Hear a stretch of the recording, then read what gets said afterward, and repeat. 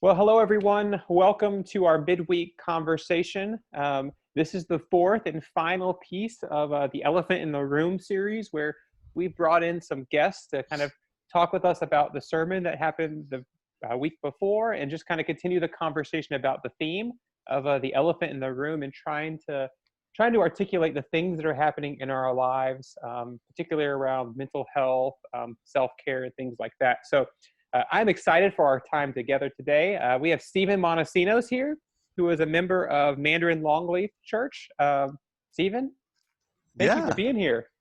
Oh, thank you for inviting me. I don't know what I did to deserve this, but I'm humbled and so happy to be able to spend a little bit of time with you today. Will talking about the subject that we're going to be exploring, and it's good to be here. Yeah. Well, before we get into kind of the content, maybe you can tell us a little bit about yourself, your family, profession, hmm things, whatever you want to share about us, about yourself. Yeah, absolutely. So the first thing I'll say is maybe introduce my family just a little bit, especially because you might hear them in the background. Uh, I have an amazing family, and right now we're in a period of transition in terms of our home. So we're actually staying with in-laws, and so the core of our family is myself, my amazing spouse, and wonderful life partner, Janelle. And then we have three amazing boys, Gabriel, who will be turning 10, yeah, in about a Double month. digits. Yeah, he's finally there. So he'll be turning 10, and then we have Owen, who is also about 8. I'm trying to make sure I get all their birthdays correct. You know, Gabriel actually might be turning 11. I could be wrong. So I think We'll Gabriel edit it actually, out. it's hard, like at this point in your life. Like I used to be able to track this much better, but okay, so I think Gabriel is 11, going to be turning 11, I believe. And Owen, I'm confident, just turned 8. And then Miller is 5. He turned 5 back in March. And so Gabriel's going into 4th grade, Owen's going into 3rd, and Miller is starting kindergarten. They all Oh, had their first day of school today. how beautiful is that? Yeah. So I will say that you might hear Miller, our youngest, just because he does like to scream, and so I usually refer to them as celebrations of life. Yeah. That's that's one of my ways that I frame it, because it can get really hard. I think whenever you have a child who has a tendency to kind of vocalize a lot, to not get annoyed by that. So I try to remind myself that he's reminding us of his life and how much he enjoys it. So, and that's fine just by Gosh. me. Stephen, that could be a sermon in itself. I might steal that and put it in a sermon. A celebration of life. That's right. Oh, I Yeah. love it. Yeah. Anytime you hear something that disrupts your, mindset, frame of mind, maybe just refer to it as a celebration of life. May not be a celebration you enjoy, but nonetheless, someone's Hmm. celebrating, and that's a good thing. So that's my family in a nutshell. We're staying with Janelle's parents or in-laws, my in-laws, and we just have a wonderful group of supportive family members here in the Jacksonville area, where I'm from. I was raised here, and probably since about 3 or 4 years old. And on my mother's side of the family, we're about 8 generations deep of North Floridians. So, um, yeah, a lot of family history in this area. Yeah. So just a little bit more about me.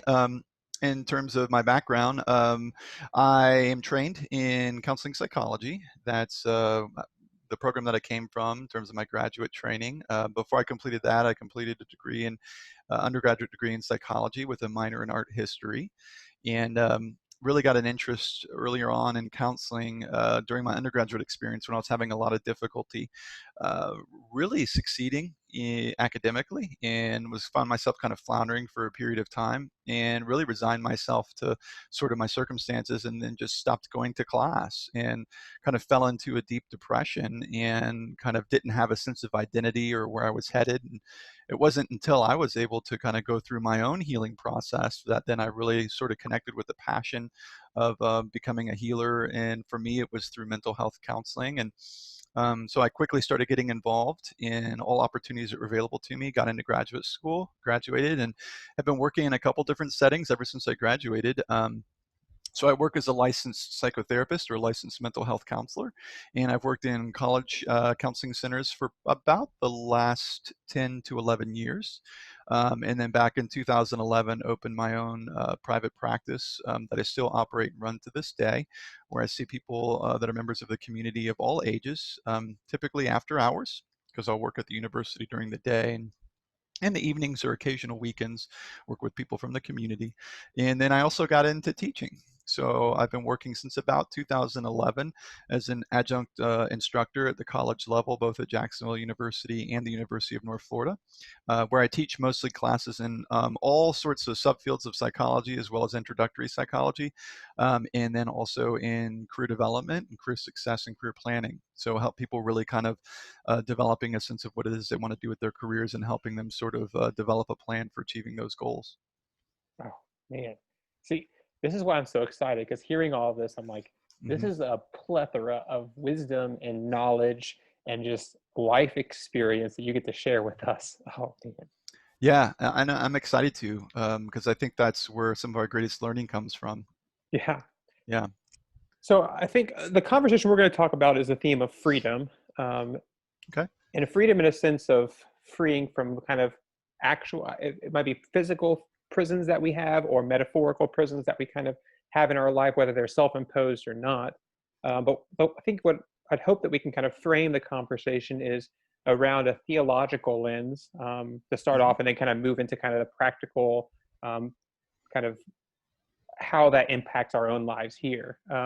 So I think the first question I have is, um, when you kind of think of freedom and that word, and when you think about it in Scripture, kind of what are the first thoughts that come to your mind? Yes. So if I was going to do word association, when I think of freedom, I think of peace. Uh, in many cases, a peacefulness, a peace of mind, and I also think of real potential. An opportunity to sort of thrive and to achieve things that maybe we weren't able to experience previously. Maybe because something was holding us back, either something internal or something external. So those are two things that come to mind for me. Just peace and potential. Yeah. When you think about that in the lens of kind of Scripture, I know I'll push your Scripture knowledge here. What Yes. are there certain kind of stories or images in Scripture that kind of remind you of that? Well, I mean, I think if you go back to kind of like the Old Testament, I mean, I think of like Moses, right? And just the journey that they made, out of Egypt, and um, you know, uh, that experience of finally being free and what that meant to so many different people. I mean, for me, I think that's one of the earliest stories that I can remember learning in school, was just that experience of freedom that so many people were able to, kind of embrace and receive. And I think it kind of speaks to the fact that it's an important part of being a human being. And also just the freedom to choose, and free will just in general that comes Yeah, with that. yeah, yeah. I think I think there's I mean, with the Moses story, there's obviously a literal freedom. Like the Mhm. Israelites were slaves, and God Right. calls them and hears a cry of their like deep darkness of, "Hey, free us from this," and they're physically freed. Hmm. That's, when you said Moses, I didn't think about the Exodus story. I thought about Moses himself. Um, like Mm. he was born a Hebrew, but then kind of enslaved as an Egyptian, and then it was kind of Hmm. this circle that he came back to being a Hebrew person. And it kind of, when he said potential or peace, it was like he came back to who God created him to be, and that was kind Hmm. of his freedom of leading the Hebrew people. Yeah, it was like a return to himself, a return back to his true identity. Yeah, yeah.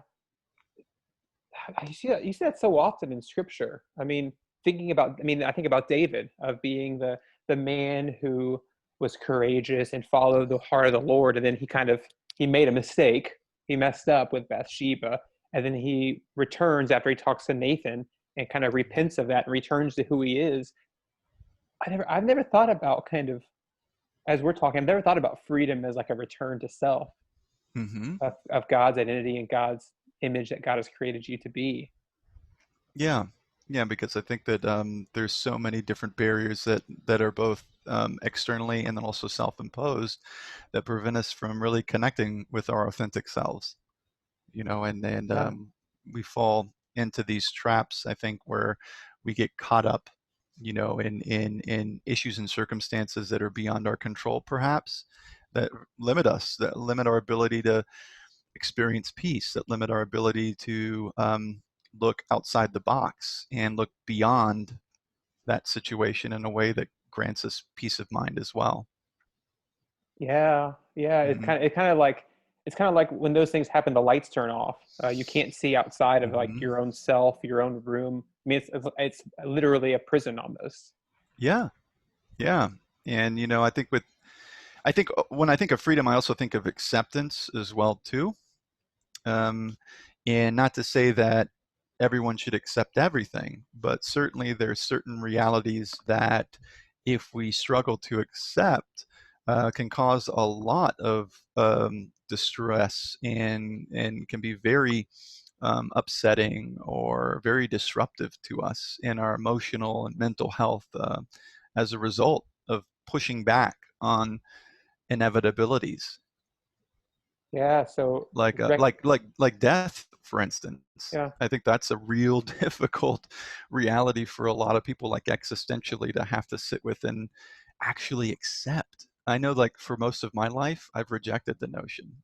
And Hmm. the younger you are, the easier it is. But for the longest time, I had a lot of death anxiety and just wouldn't accept it. Wouldn't accept that I have an expiration date. Yeah. So I think about that. I mean, it's a little side note, but it's interesting. Like, we can know something, and like, yes, I could say we are all going to die. I mean, Hmm. whether you're watching this in 2020 when this is recorded or 2080, like there's Right, a point in which we are all going to die. And right. knowing that is one thing, but kind of accepting that and moving that from the head to like, what would you Hmm. call it? Like an experiential knowledge, or like uh, I don't Yeah, I don't know if I want to call it. It's a very different yeah. kind of, it's a very Hmm. different thing. It sounds Hmm. like when you're talking about Yeah, that. sort of absorbing that idea and bringing it into your heart and soul and sitting with it as opposed to just being like a concept, an intellectual concept. Yeah, and then that probably, once it moves into kind of that soul piece, it then kind of interacts with your actions of how do you live in the Hmm. world. Because you can know certain things, but until it actually kind of infiltrates all of your body, your being, Hmm. it doesn't really change as much. Hmm. Yeah, Yeah, that oh, yeah. Well, I think a lot of, of Jesus' experience leading up to his crucifixion and just all of what we can read and has been kind of shown of what that must have been like. He seems like somebody who eventually, after being in the garden and praying, eventually accepted that this is my fate, and the reasons why this is my fate are, so incredibly important, and the love that he had for us. It was like a no-brainer for him that eventually he would accept it, but it wasn't easy.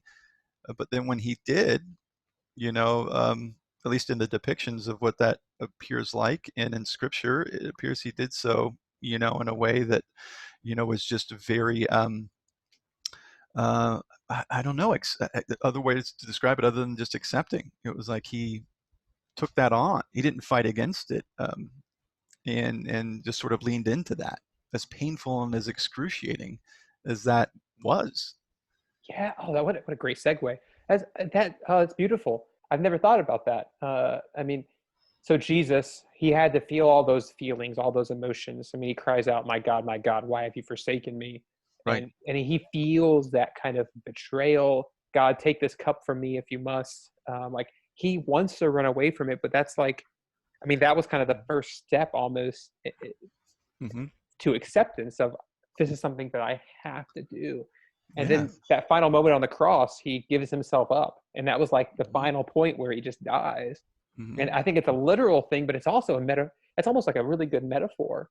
It is. I Um, mean, it follows along too with some of the different kind of theories on the stages of grief as well too. Like denying it, and then attempting to bargain that this isn't really happening, is it? There must be some way for this to not happen, and maybe elements of anger and some depression to eventually transitioning to just acceptance. And within that acceptance, as excruciating as awaiting his death was, and going through the torturous kind of experience leading up to it, there was a peacefulness in it as well, and just kind of knowing this is what it is.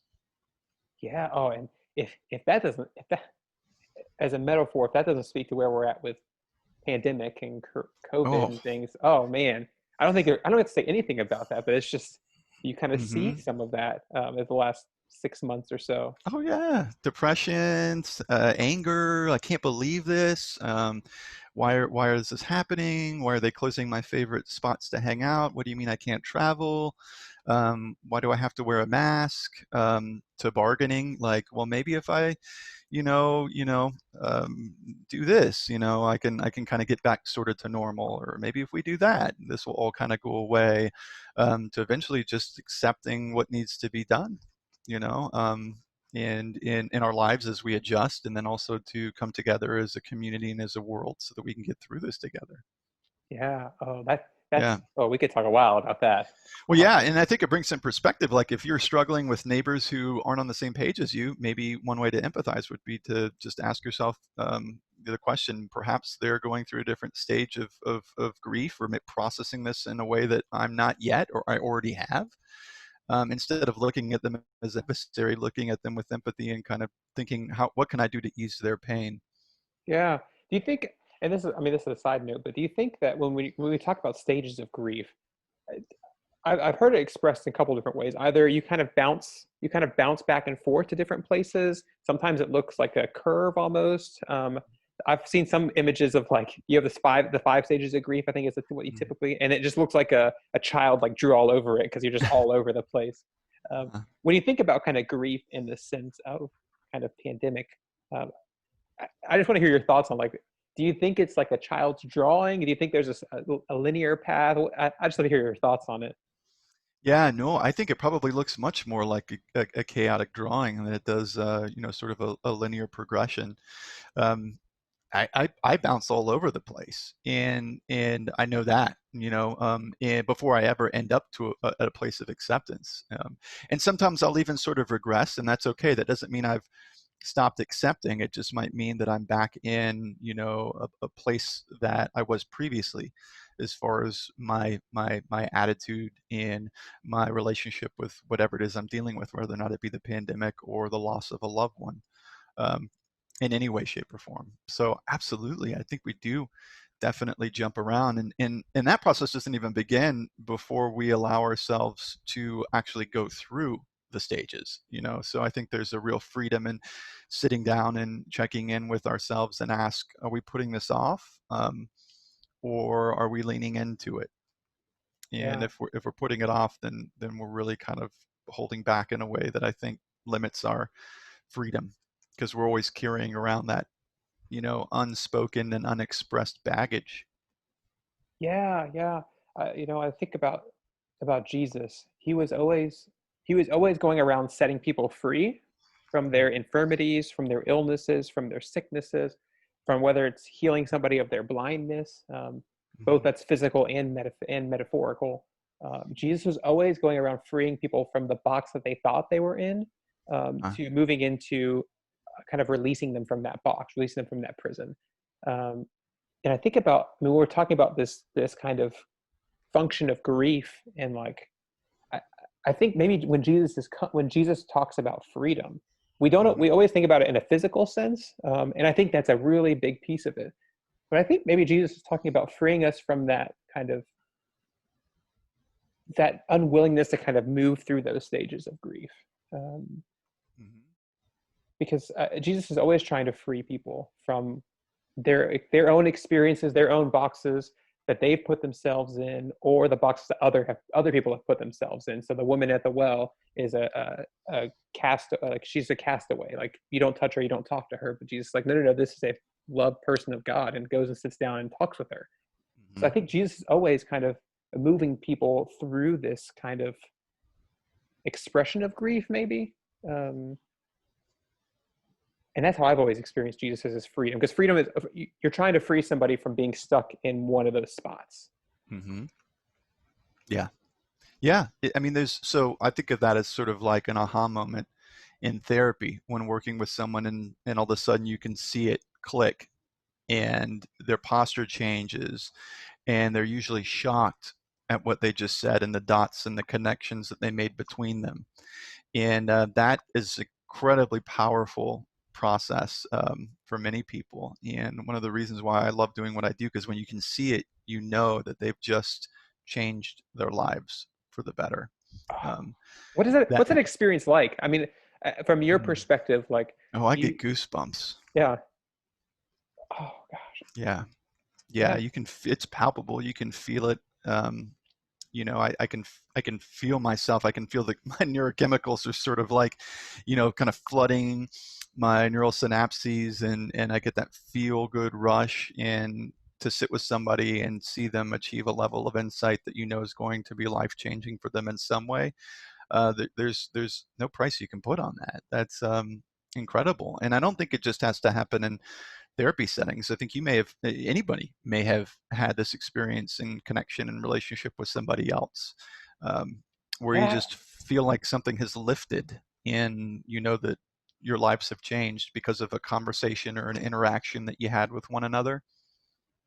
yeah. Yeah. And I mean, that's the way spirit works. Like, I think that's Hmm. spirit. Like when I think Oh about yeah. Acts, when you think about Acts 2 and the Spirit coming upon the disciples, like there's this Hmm. moment that, of course, they're able to speak in different languages, but there's probably that moment of, how is this possible? Like I didn't Hmm. realize I could do that. And it sounds like Hmm. that's kind of a analogy to your experience of, like, whether it be in counseling sessions or conversations with friends, you have that like spirit moment that like frees you from what you were experiencing. And it, Hmm. I mean, when you have that freeing moment, that's just like, it's like a big sigh, like, Hmm.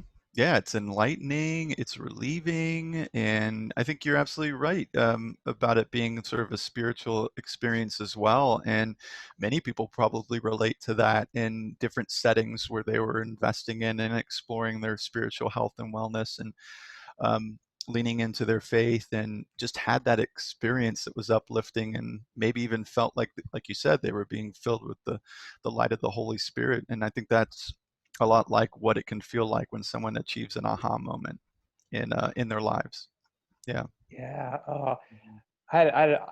One of my things, that I had an aha moment recently was, I was working on the project. I've been working on a project for a while, and it Hmm. was something that was out of my comfort zone, not something that I would normally do, but it was something that was asked of me through this pandemic. And Yeah. there was somebody that was an expert at this thing, and I had asked them if they could help me with it, and they said yes, they would help me with it. And I kept kind of checking in on them and told them thank you for kind of helping me with it. He said, no, no, no, Hmm. no, you don't have to thank me. This is my job now. I'm taking it on. And it Hmm. was that I had that like visceral kind of response of like, my shoulders kind of dropped a little bit. I was breathing a little easier. My tongue fell from the roof of my mouth. And it was just that like, I am freed from being able to do this, because Yeah. it was just weighing so heavy. And it was like, Yes. it was a very spiritual moment, because it was a simple text message that somebody sent me, but it meant Yeah. so much, to help Yeah. me with this project. Yeah. It And it gave was, you permission to sort of let go, it sounds like, even. yeah, yeah, yeah, and it Hmm. was such a gift. And I think that was the spirit kind of saying, okay, this is kind of what your next step is. Kind of, if you're Yeah. for me, there's a lot of plates that you're kind of holding, and being able to Hmm. pass some of these plates off, Hmm. is a freeing power that I've been working on. And I think that's the spirit kind of just nudging me in those directions. Yeah. No, I think that's powerful. And it took a person in your life that was supportive to help you with that. But I think sometimes what we can even do is find a way to relieve ourselves of those burdens. I think that certain people, for different reasons, whether or not it's personality traits or the roles or role that they're playing in their life, or expectations, a lot of it's self-imposed, and we add additional burdens to our life, in ways that really, I think, interfere with our ability to experience, health in a variety of different ways. And if we would just let those go, and put them down, we might find that we lighten our load enough that we can attend to the things that really matter most. I focus with people a lot on talking about the difference between wants and needs, in things that need to get done and things that can get done. There's a difference there. So we work on creating lists and separating this out, and helping them develop options for how they're going to choose to lead and live their life. I'll use kind of an activity sometimes with people that, especially with people who are too focused on caring for others, because what a gift that is to be a caring person. We need those individuals in our lives, but what a challenge it can be for somebody who rarely ever puts themselves first. And so I usually will have a couple canisters of tennis balls in my office, and if I have a client who's just taking on too many of other people's and their life's burdens, I'll say, okay, well, let's open up what are you doing with these tennis balls? And I'll say, okay, I want you to carry these around with you for the next week. And I'll give them anywhere from 3 to 5 tennis balls. And I'll say, you can't leave them. You got to take them everywhere you go. So you got to put them in your pocket, or if you have a backpack, or if you have a bag or a purse or something, you can store them, but you got to keep them with you. And then when you come back in a week, let's talk about what it was like toting these 5 tennis balls around, no matter where you went. What a great activity. Oh man, that Mm-hmm. would be so frustrating. I can't imagine, like, let's go. Yeah. You're going to the store, you got Mm-hmm. groceries, you got these 5 tennis balls you don't know where to put. Gosh, that would Yeah. be, oh man, what a great Mm-hmm. image. Yeah. Oh man. So these 5 tennis balls are these self-imposed shackles, and you don't have the freedom, to live your life the way you want to when you're carrying around a lot of other baggage. So, Yeah. Oh, that is, or added responsibilities in this case. yeah. How do you think, I mean, I think one of the questions is how do you think the pandemic has kind of changed some of this stuff for people? Hmm. Because we're still, I mean, it seems like I don't want to say it's getting easier, and I don't want to say it's becoming normal, but it's not as adrenaline rushing as it was once. Yeah. And how have you seen that kind of change? Kind of some of these things. Yeah. Well, I think we got over the initial hump of adjustment, which was very disruptive. I mean, you can think of any adjustment you go through in your lives, and it's hard. But then once you acclimate and adjust, then things become a little smoother. Um, and I think as you see the community starting to come together, and to collaborate in ways that help kind of like promote our shared interests of getting through this together, I think we start to feel more whole again and less divided. And that's a good feeling as well too. So I think we start to settle into being much more focused on what's best for the collective interest of everyone, as opposed to just individuals in a variety of different groups. So I think that helps as well too. Um, yeah, so I think we've just had some time to kind of step back and settle in and adopt a more collaborative outlook and perspective. Yeah, yeah. Well, Because I've I noticed it too. I've felt like it's calmed down quite a bit. I yeah, mean, from where it was back in like April and May. yeah, yeah, and I think I'm noticing that some of the hardest pieces is not knowing what the next step is. I mean, Hmm. as much as you want to plan for Hmm. certain things, you don't know what 2 weeks looks like. And that seems like Yes. that almost, I mean, the image for me is like it's almost like that's a prison for yourself because you just don't know. And that's one of Hmm. those, that's something you don't impose on yourself. It's just something that exists. So it comes back again to that acceptance that you were talking Hmm. about earlier. Yeah. Well, How do you accept where we're at? yeah, and for people that achieve a sense of security in life by attempting to control everything that is a part of their life, that can be really hard. So one of the things I've been doing with people too is helping them take a look at whether or not that's something they're doing in order to kind of help themselves feel more secure throughout all of this. Are they trying too hard to control everything? Yeah. Because you can't, and there's a freedom in knowing that you can't. And I know it feels insecure at first, But if you can lean into it and just accept the fact that there's going to be uncertainty, more uncertainty in our lives than there are things that are certain, you can just sort of sit back and say, okay, well, I can't change that, but what I can change is how I experience my present moment. I can choose Yeah. to enjoy it or be miserable about the fact that I can't control my every aspect of my destiny. I mean, in every conversation I've had, the last four conversations we've had, everybody's pointed to that, like Mhm. accepting there are things you cannot control. And the very first conversation I had was with somebody that has experience with Al-Anon, and that's their first step is recognizing that you are powerless. Yeah. And like that was the first step of like their healing process. And I think that's just a really every single person I've talked to has mentioned that, and I think that's so important. And Hmm. I'm learning that as much as everybody else is. Of I can't control this, I can't control that, I can't control that thing over there. But Hmm. how do I work on the things that I can control and accept what's going on? Hmm. Yeah. Oh man. Well, we're hitting about the end of our time. Stephen, are there any last things that you would like to share with us, with those who are watching? Yeah. Any final thoughts? Well, another place that I think we can find a lot of freedom is in choosing how we make sense of and interpret and react as a result to information and experiences that we're put in. Um, the last bit of freedom that we give away is the freedom to determine how we feel in any given moment.